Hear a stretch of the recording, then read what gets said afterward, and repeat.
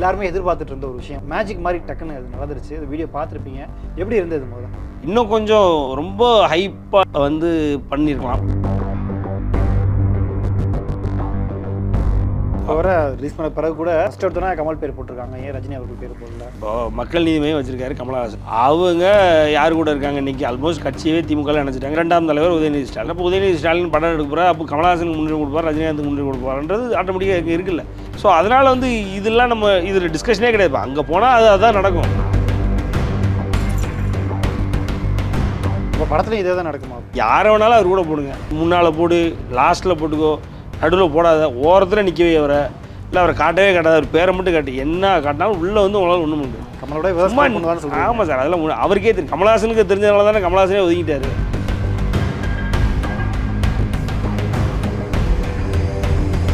என்ன பண்ணாலும் அவருக்கு எதிராக என்ன மாதிரி கான்மன் வேலை பார்த்தாலும் அவரை பார்க்குறதுக்கு தான் கூட்டம் வரும். அவர் தான் அந்த கூட்டத்தை எடுக்க போகிறாரு. சும்மா போகிற போக்கில் ஒரு அடி யாருக்கு? உதயநிதிக்கு. அப்படிலாம் இன்பன் உதயநிதிக்கு, ரெட் ஜெயண்ட்டுக்கே உனக்கு தெரியாதா யார் பெரிய ஆளுன்னு? இவன் கூட கமலஹாசன் இருக்கான்றதுனால நீ கூப்பிட்ற இடத்துக்குலாம் ஃபங்க்ஷனுக்கு வரான்றதுனால அவர் பேரை முதல்ல போட்டுருவேன்றது ஒரு கேள்வி. கமலஹாசன் அவர்களை பார்த்து இன்செக்யூர் ஆகிற அளவுக்குலாம் சூப்பர் ஸ்டார் ஃபன்ஸ் என்றைக்குமே இருந்ததே இல்லை சார். வில்லனாக இருந்தால் டபுள் ஓகே சார். கமலஹாசனை ஹீரோவை போட்டு தலைவரை வில்லனாக போட்டு நொங்க பிதுக்குனானுங்க வைங்களேன், அதை விட வேறு மாஸ் மொமெண்ட்டு படம் வேறு மாதிரி போகும். ஜெயிலரு எக்ஸ்பெக்ட் பண்ணாத ஒரு ஹிட்டு. இந்த படத்தோட இது வரும்போது அவ்வளோதான், அவர் வயசான கேரக்டர் தான் இனிமேல் வரும்போது ஜெயிலராக வர போகிறாதான். ஜெயிலில் நைட்டு ஒரு நாள் நடக்கிற சீனா என்னென்னலாம் விட்டாங்க தெரியுமா? சிவகார்த்திகேயன் அப்பாவுக்கு நடந்த கதை அப்படி இப்படின்னாங்க சார். பார்த்தா கொளுத்தி எடுத்துனானுங்க பார்த்தீங்களா ஜெயிலரு. சார் இந்த படத்தை பொறுத்தவரை ஒன்று சொல்லுங்கள் சார், என்னென்னா நீங்கள் ரஜினியை எவ்வளோ டம்மியாக காட்டணும், கமலஹாசன் உள்ளே புந்து எவ்வளோ வேலை பார்த்தாலும் சரி, ரஜினியும் கமலும் இருக்கும்போது ரஜினி பெருசா கமல் பெருசான்னு பார்க்குறவனுக்கு தெரிஞ்சுட்டு போகுது. அவரோட முழு பலத்தையும் காட்டு, அங்கே ரஜினி இருப்பார், யாருன்னு அடித்து பார்த்துருவோம். ஓப்பன் இதானே சேலஞ்சு, பார்த்துக்கலாம். ஃபில்மிவேட் தமிழ் நேயர்களுக்கு வணக்கம். நான் உங்கள் ரஞ்சித். இந்த வருஷம் யாருமே எதிர்பார்க்காத மாதிரி நிறைய சர்ப்ரைஸ் அடுத்தடுத்து நடந்துகிட்ருக்கு. அதில் ஒரு விஷயம் தான், ரொம்ப காலமாக தமிழ் சினிமா மட்டும் இல்லாமல் பலரும் எதிர்பார்த்துட்டு இருந்த ஒரு விஷயம். சூப்பர் ஸ்டார் ரஜினிகாந்த் அவர்களும் உலகநாயகன் கமலஹாசன் அவர்களும் சேர்ந்து எப்போ ஒரே படத்தில் நடிக்க போகிறாங்க அப்படிங்கிறது தான். ஒரு வழியாக அதுக்கான அனௌன்ஸ்மெண்ட் இந்த வருஷம் ரிலீஸ் பண்ணிட்டாங்க. இப்போ ரீசெண்டாக நெல்சன் அந்த படத்தை டைரக்ட் பண்ணுறாரு, ரெட் ஜெயண்ட்டில் அந்த படத்தை தயாரிக்கிறாங்க அப்படின்னு அறிவிச்சிருந்தாங்க. ஸோ அந்த ப்ரொமோ வீடியோ ரிலீஸ் ஆகி மிகப்பெரிய வைரல் ஆச்சு. நிறைய ரசிகர்களும் அதை கொண்டாடிட்டு இருந்தாங்க. ஸோ இந்த ப்ரொமோ எப்படி இருந்தது, இந்த படத்தில் யார் ஹீரோ யார் வில்லன் அப்படின்ற ஒரு டாப்பிக்கே போயிட்டுருக்கு. ஸோ இதை பற்றிலாம் பேசுறதுக்காக ரஜினி ரசிகர் மற்றும் சினிமா விமர்சகர் சத்யன் ராமசாமி நம்மளோட இணைஞ்சிருக்காரு. வணக்கம் ப்ரோ. வணக்கம். எப்படி இருக்கீங்க? ஸோ நான் சொன்ன மாதிரி தான், எல்லாருமே எதிர்பார்த்துட்டு இருந்த ஒரு விஷயம், ஒரு மேஜிக் மாதிரி டக்குன்னு அது நடந்துருச்சு. இந்த வீடியோ பார்த்துருப்பீங்க. எப்படி இருந்தது முதல்ல? வீடியோ அதான் சார், நெல்சன் டச் தான் வீடியோவில் இருந்தது.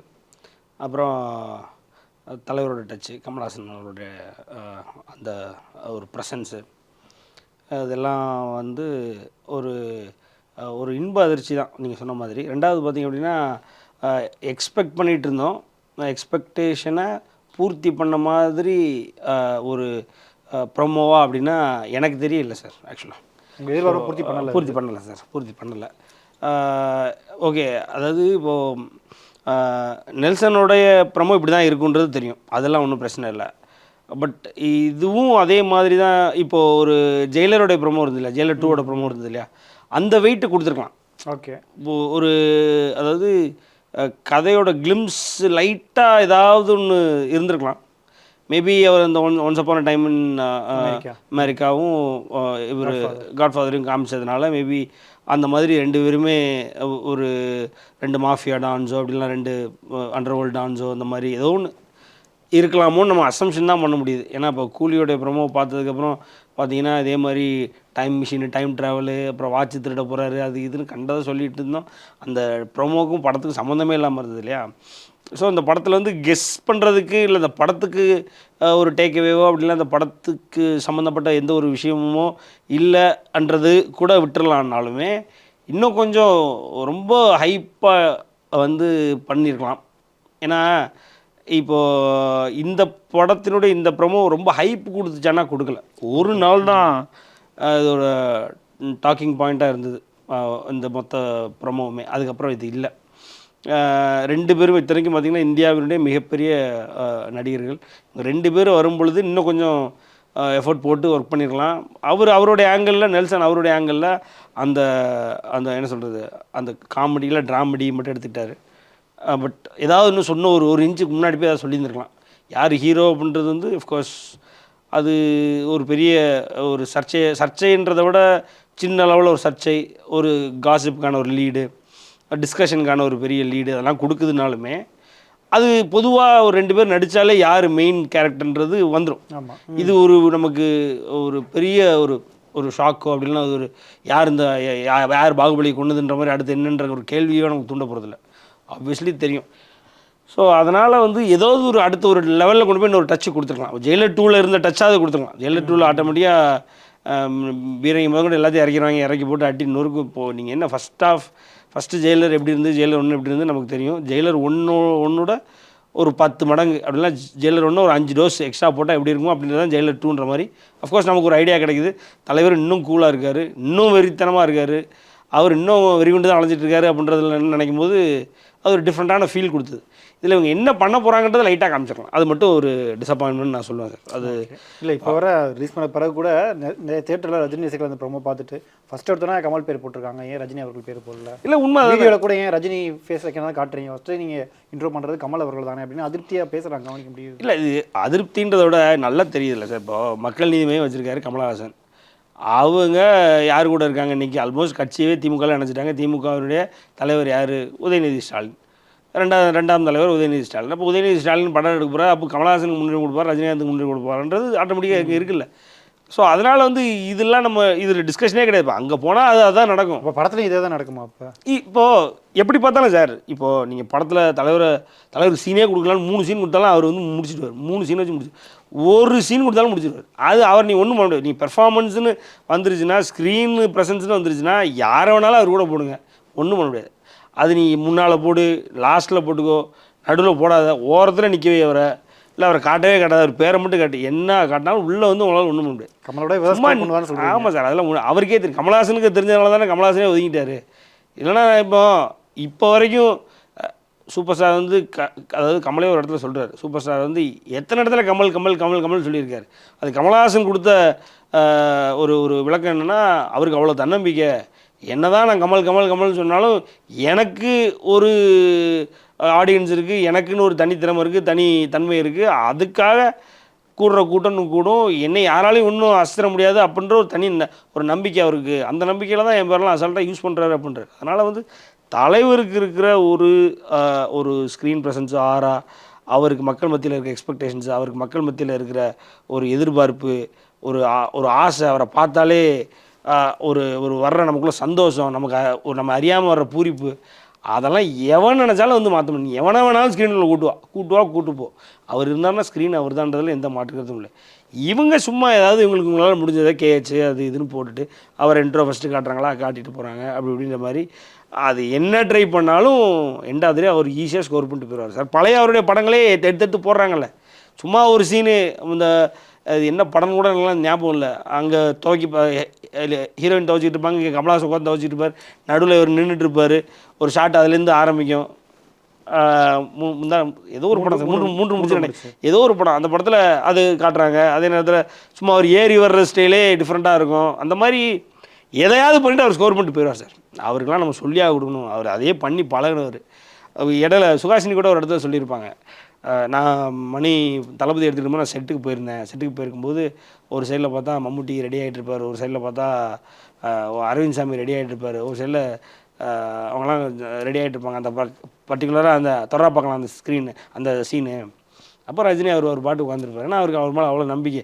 எவன் என்ன வேணாலும் இருக்கட்டும், அவர் ஒரு சைடில் ஆப்பிள் மாதிரி இருப்பார், இவர் ஒரு சைடில் இங்கே வெள்ளை குதிரை மாதிரி இருப்பார், இங்கே இவர் நம்மளை மாதிரி சாதாரணமான ஆள் மாதிரி உட்காந்துருப்பார். ஆனாலும் எல்லாத்தையும் மீறி அவர் தான் ஸ்கோர் பண்ணிட்டு போகிறோன்னு அவருக்கு தெரியும். அதுதான் அவருக்கு மேலே ஒரு நம்பிக்கைன்றதுனால நீ என்ன பண்ணாலும், அவருக்கு எதிராக என்ன மாதிரி நீங்கள் என்ன சொல்கிறது கான்மேன் வேலை பார்த்தாலும் அதெல்லாம் மீறி அவரை பார்க்குறதுக்கு தான் கூட்டம் வரும். அவர் தான் அந்த கூட்டத்தை எடுக்க போகிறாரு, அவர் தான் அதை பண்ணுவார் அப்படின்றதுல எந்த மாற்று. அதனால் வந்து இதில் நாங்கள் மனசு உடைஞ்சு போய் கஷ்டப்பட்டு அதனால் சும்மா போகிற போக்கில் ஒரு அடி யாருக்கு உதயநிதிக்கு அப்படிலாம் இன்பன் உதயநிதிக்கு ரெட் ஜெயண்ட்டுக்கு உனக்கு தெரியாதா யார் பெரிய ஆளுன்னு நீ பாட்டுக்கு சும்மா நீ உன் கூட கமலஹாசன் இருக்கான்றதுனால நீ கூப்பிட்ற இடத்துக்குலாம் ஃபங்க்ஷனுக்கு வரான்றதுனால அவர் பேரை முதல்ல போட்டுருவியான்றது ஒரு கேள்வி அவ்வளோதான். மற்றபடி கமலஹாசன் அவர்களை பார்த்து இன்செக்யூர் ஆகிற அளவுக்குலாம் சூப்பர் ஸ்டார் ஃபேன்ஸ் என்றைக்குமே இருந்ததே இல்லை சார். பட் ஆனால் முடிக்கிறப்பவே அவங்க யார் ஹீரோ அப்படின்ற இதோட முடிச்சிருக்காங்க. உங்களுக்கும் சரி ரஜினி ரசிகர்களுக்கும் என்ன எதிர்பார்ப்பு இருக்குது? இப்போ கமலஹாசனால வில்லனா அடிக்க முடியாது சார். தலைவர் நடிச்சிருக்காரு, அளவன் தான் பண்ணியிருக்காரு. இல்லை சார் அதெல்லாம் எடுக்காது சார். எது ஓடுன ஒரு படம் காட்டுங்க, எது என்ன அதில் அவரே இப்போ ஒன்று விட்டா எதையாவது ஒன்று பார்த்துட்டு நம்ம பாட்டு உட்காந்துக்கலாம்ல. இப்போ கல்கியில் பண்ணாரு. ஆமாம் சார். நீங்கள் கல்கியில் ஆஹா இவரோட வில்லத்தனத்தை பார்த்தா நீங்கள் படத்தை பார்த்துட்டு இருந்தீங்க. அவரோட வில்லத்தனத்தினாலாம் படம் ஓடினதெல்லாம் வரலாறே கிடையாது சார். ஒரு இப்போ ஆளவன் தானே அதை ரீமேக் வேறு பண்ணாங்க. பாபா ரீமேக் பார்த்து பூரிச்சு போய் கலைப்புலி தானே சார் என்ன பண்ணாருன்னா நான் ஆளவன் தானே ரீமேக் பண்ணுறேன், அது ஓடாத படம் தானே பாபா மாதிரி, அதனால் ரீமேக் பண்ண யார் போய் பார்த்தா சொல்லுங்கள். சும்மா அவங்க ஃபேன்ஸுக்கு அது பிடிக்கும். அவங்க ஃபேன்ஸு அது ஒரு பரிணாமம் இருக்குது, அதில் வேறு ஒரு பரிணாமத்தில் வர்றாரு. தசாதாரத்தை பொறுத்த வரைக்கும் ஒரு பொருட்காட்சி மாதிரி சார். 10 ரோல் ஒரே போட்டு எடுத்துக்கிறாரு. 10 ரோலும் வேறு ஆளுங்க பண்ணியிருக்கலாம், ஒன்றும் பிரச்சனை இல்லை. 10 ரோல் நான் தான் பண்ணணுன்னு பண்ணியிருக்காரு. அதில் ஃப்ளெச்சருக்காண்டியாக படம் பார்த்தீங்க, அப்படி பார்த்தா அந்த ஜாப்பனீஸ் கேரக்டர் அதோட இன்னும் ஸ்ட்ராங்காக இருக்கும், சூப்பராக இருக்கும். பல்ராம் நாயுடு ஒன்றும் போதாதா, அதுவே ஜம்முன்னு எடுத்துகிட்டு போகும் படத்தை. இப்படி அதில் இருக்க எல்லா கதைகளும் நல்லாயிருக்கும். பட் ஆனால் இவரோட வில்லனிசம்காக ஒரு படம் ஓடுதா அப்படின்னா இவருடைய வில்லனிசம் பார்க்க நான் போனேன் வச்சேன் அப்படின்ற மாதிரிலாம் எனக்கு தெரிய. அதனாலலாம் ஆனால் இவர் அப்படி கிடையாது. ஒரு நிறைய படங்கள் இவருடைய வில்லனிசம் இன்னும் சார். அதாவது இவர் வில்லனாக நடிக்கிற காலத்தில் இவர் ஹீரோவாக நடித்தவங்க எல்லாருமே சொன்னது தானே சார். இது கமலஹாசன் உட்பட சொன்னது தானே சார். சார் பாரதி ராஜாவே சொன்னார் இது எப்படி இருக்குது அப்படின்னு சொல்லி. அது ரஜினி சொன்னதுக்கு அவ்வளோ கிளாப்ஸ், கமல் தான் இவனும் கிளாப் பண்ண மாட்டான், ரஜினி சொன்னதுக்கு அவ்வளோ கிளாப்ஸ் இருந்தது. ஏன்னா வில்லனுக்கு இப்படி கிளாப் பண்ணுறான். சிவகுமார் சொல்லியிருக்காரு, யார் தான் சொல்லலை சொல்லுங்கள். தலைவர் வில்லனாக வந்ததை மெச்சி பேசி சொன்னாத அவர் வில்லனாக இருக்கும்போது ஹீரோவாக இருந்த நடிகர்னு ஒருத்தர் கூட கிடையாது, ரைட்டுங்களா? அப்படி எல்லாருமே சொல்லியிருக்கிறாங்க. அப்போது அப்படிங்கும் பொழுது அவர் வில்லனாக இருந்தாலும் ஓகே, வில்லனாக இருந்தால் டபுள் ஓகே சார் எனக்குலாம். இப்போ என்னை பர்சனலாக கேட்டிங்கல்ல, தலைவர் ஃப்ரெண்ட்ஸ் யாரை கேட்டாலும் ஓகே. கமலஹாசனை ஹீரோவை போட்டு தலைவரை வில்லனாக போட்டு நொங்க பிதுக்குனாலுங்க வைங்களேன், அதை விட வேறு மாஸ் மொமெண்ட்டு படம் வேறு மாதிரி போகும். இல்லை தலைவரை வில்லனாக போகிறீங்களா, அப்போ சார் ஹீரோவாக போகிறீங்களா போடுங்க. என்னெல்லாம் கேட்டிங்கன்னா சார் அதே இந்த நான் பார்க்குறேன்னா நம்ம பொன்னியின் செல்வனில் வந்தியத்தேவனும் இங்கே அருள்மொழிவர்மனும் இருக்காங்க இல்லையா, ஜெயம் ரவியும் இங்கே வந்தியத்தேவனும் இருக்காங்க இல்லையா, கார்த்திக் இருக்காங்க இல்லையா, அந்த மாதிரி ஒரு ப்ராப்பர் ஒரு அவுட் அண்ட் அவுட் ஒரு ஹீரோயிக் மைண்ட் செட்டோட ஒரு ஆள் அது கமல். மேபி அவர் ஸ்டாண்ட்ஸ் பை தர்மா அந்த மாதிரியான ஒரு விஷயத்தெல்லாம் கொடுத்துட்டு ஏதோ ஒரு நியாயம் அப்படி இப்படின்ற மாதிரி போகிறாரு. இவர் நம்மளால் ஜாலியாக காமெடியாக இதெல்லாம் செட் ஆகாது நான் சொல்கிறத கேளு அப்படின்ற மாதிரி 2 பேரும் ஒன்றா ட்ராவல் ஆனாயும் வைங்களேன் சூப்பராக இருக்கும். நம்மளுக்கு அதான் செட் ஆகும். அவர் பாட்டு காமெடி, அதே நேரத்தில் வில்லத்தனம் கலந்த காமெடி. இவர் ஒரு 2 பேரை கொள்றாருன்னா இவர் ஒரு 10 பேரை கொள்ளணும். இவர் என்ன சொல்கிறது, கஷ்டப்பட்டு ஃபைட் பண்ணி ஒரு 20 பேர் அடிக்கிறாருன்னா இவர் ஒரு பட்டன் அமைக்கி 100 பேர் அடிக்கணும். இந்த மாதிரி நம்மளால் விட்டீங்க அப்படின்னா அவர் பாட்டுக்கு நொறுக்கிறார். வில்லத்தனம் தான் அவர் கரெக்டாக இருக்கும். வில்லனாக போட்டிங்க அப்படின்னா படம் என்ன சொல்கிறது இப்போவே இட்டு நீங்கள் எழுதி வச்சுக்கலாம். ஆமாம், அதில் எந்த சார் ஒருவேளை இப்போ என்னென்னா ஜெயிலரு எக்ஸ்பெக்ட் பண்ணாத ஒரு ஹிட்டு இந்த படத்தோட இது வரும்போது அவ்வளோதான், படம் முடிஞ்சது. சூப்பர் ஸ்டாரு அண்ணாத்த முடிஞ்சதோடு இதை முடிச்சுட்டு அவர் வயசான கேரக்டர் தான் இனிமேல் வரப்போது, ஜெயிலராக வரப்போகிறாரா, ஜெயிலில் நைட்டு ஒரு நாள் நடக்கிற சீனா என்னென்னலாம் விட்டாங்க தெரியுமா, ஜெயிலில் ஒரு நாள் நைட்டு நடக்கிற சீனா, அதில் ஒரு சிவகார்த்திகேயன் அப்பாவுக்கு நடந்த கதை அப்படி இப்படின்னாங்க சார். சரின்ட்டு யாரும் எதிர்பார்ப்போட இல்லை, பார்த்தா கொளுத்தி எடுத்துலானுங்க பார்த்தீங்களா ஜெயிலரு. அந்த படத்தோட கலெக்ஷன் இன்னும் என்ன அடிக்க வேணும் இல்லை அப்படின்ற அளவுக்கு ஆயிடுச்சா, தெரியாதனமாக அந்த படம் ஹிட் ஆயிடுச்சுன்னு வைங்களேன் சார். இந்த சூழலில் தான் 1000 கோடி நான் ஒரு 10 தடவை சொல்லிட்டு போயிருக்கேன்.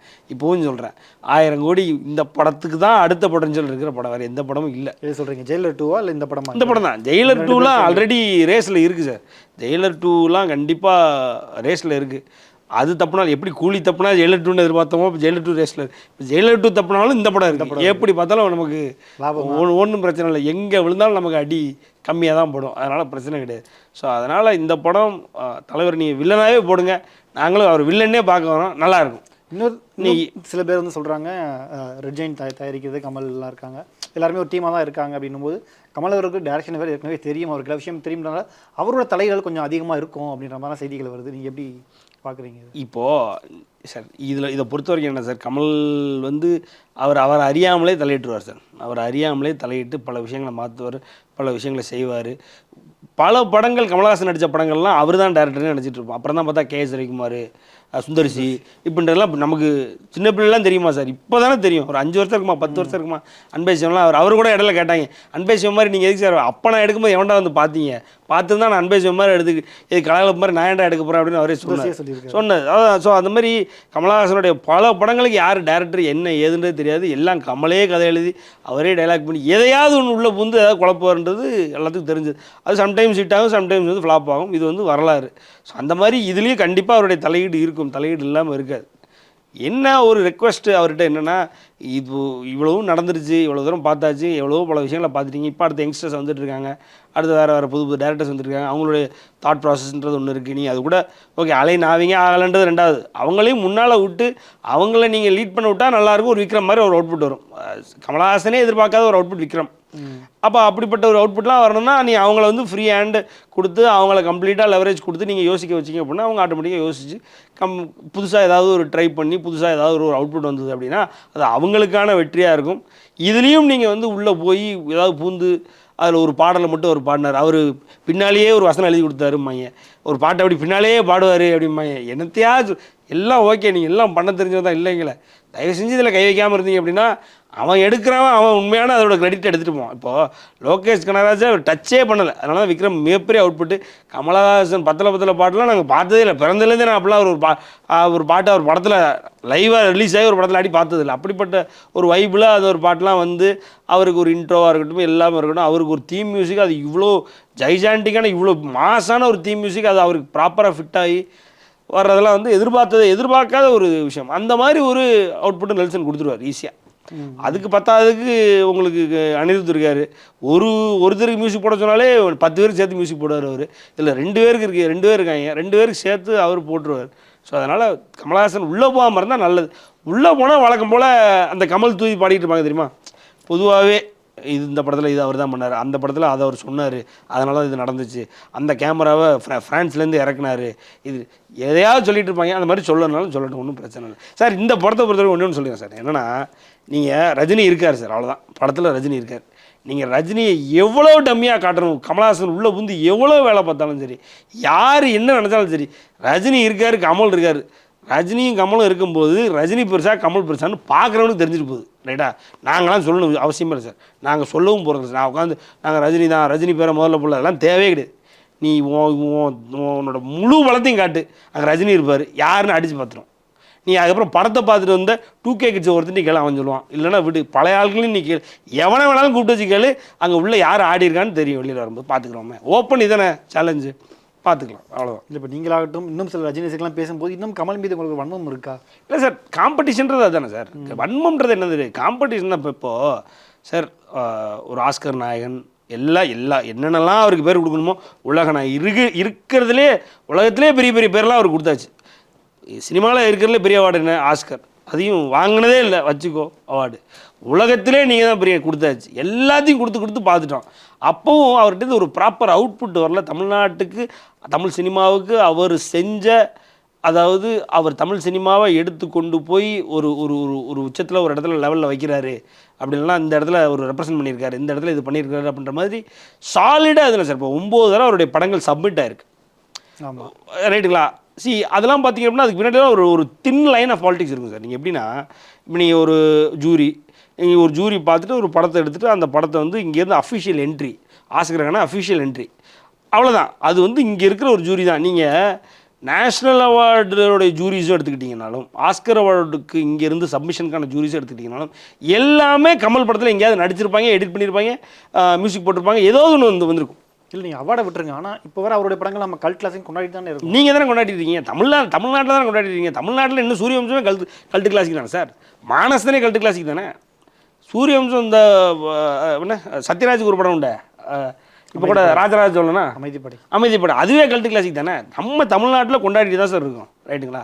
ஹிந்தி பக்கம் போனார், ஒரு சாகர், ஓகே, ஏக் துஜே கேலி, ஓகே கொடுத்தாரு. ஒரு 4 படத்தில் இல்லை எனக்கு அங்கே செட் ஆகலன்னு வந்துட்டார். எண்ட் ஆஃப் த டே நீங்கள் உங்களுடைய ரியல் கான்ட்ரிபியூஷன் அப்படின்றது நிறைய இருக்குது. ஆனால் அந்த கான்ட்ரிபியூஷனோட அவுட்புட்டு என்ன அப்படின்றது தான் சார் இங்கே ஒரு பெரிய இன்டர்னலாக டெக்னிக்கல் லெவலில், டெக்னிக்காலிட்டி லெவலில் ஓகே எல்லாம் கமல் நிறைய பண்ணியிருக்காரு, நிறைய is given lot to Tamil cinema, அதெல்லாம் நான் ஏற்றுக்கிறேன். Is done for the betterment of lot of என்ன சொல்கிறது வெர்டிகல்ஸ் இன் தமிழ் சினிமா. ஒரு சினிமாட்டோகிராஃபியில் நிறைய புதுமை கொண்டு வந்திருக்காரு. ஓகே, ஒரு டான்ஸ், ஒரு குறை எல்லாம் இங்கே தேவை. பட் ஆனால் when it comes to representing அப்படின்னு வரும்பொழுது நம்ம பெரிய அளவுக்கு அவர்கிட்ட அவுட்புட் இல்லை சார்.